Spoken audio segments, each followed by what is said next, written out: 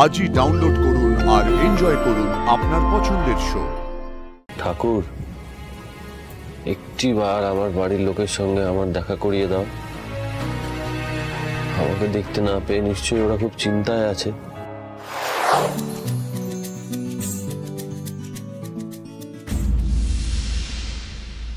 ওমা, ফুলের সাজিটা তো এখানেই ছিল, গেল কোথায়?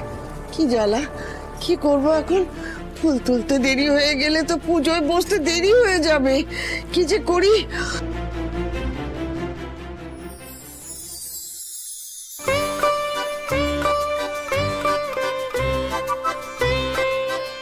দাদু ভাই, তুমি? শোনো, এবার থেকে তোমাকে আর ভোরবেলা ফুল তুলতে হবে না। তোমার জন্য ভোরবেলা এবার থেকে ফুল আমি তুলে দেবো, ঠিক আছে? কিন্তু কি কি ও না না, তুমি আবার ভেবো না যে আমি বাসি জামা কাপড়ে ফুল তুলে এনেছি। আমি সেই ভোর 5টায় উঠেছি, স্নান করেছি, তারপর বাগান থেকে তোমার জন্য ফুল তুলে এনেছি। হ্যাঁ। ও বাবা, অত ভোরে উঠে স্নান করে ফুল তুলে এনেছো? হ্যাঁ, এনেছি তো। চলো দুটিতে মিলে এবার পুজো শুরু করে দিই, তারপর বাকিরা যখন উঠে উঠবে। চলো।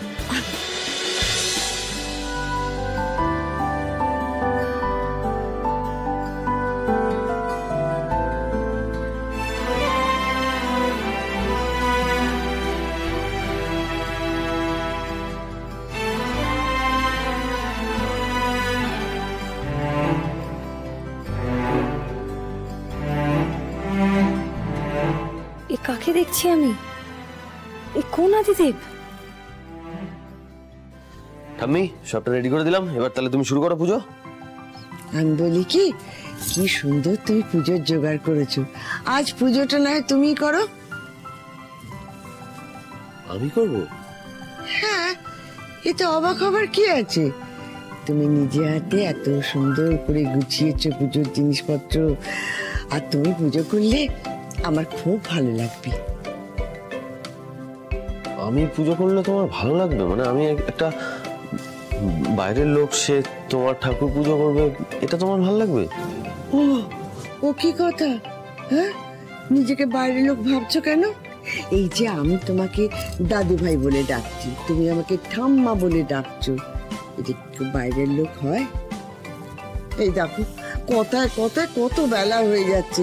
নাও নাও নাও, চটপট করে পুজোটা শুরু করে দাও দেখিনি। না,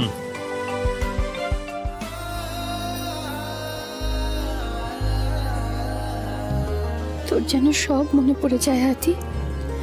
মা দুর্গা তোকে দয়া করুন।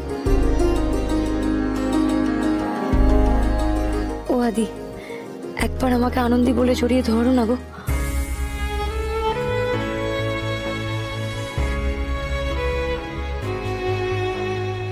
আমার নাত বউটা বড্ড কষ্ট পেয়েছে মা, ওর মনোবাঞ্ছা তুমি পূর্ণ করো। আমার দাদু ভাইকে ওর কাছে ফিরিয়ে দাও মা, ফিরিয়ে দাও। ঠাকুর, একটিবার আমার বাড়ির লোকের সঙ্গে আমার দেখা করিয়ে দাও।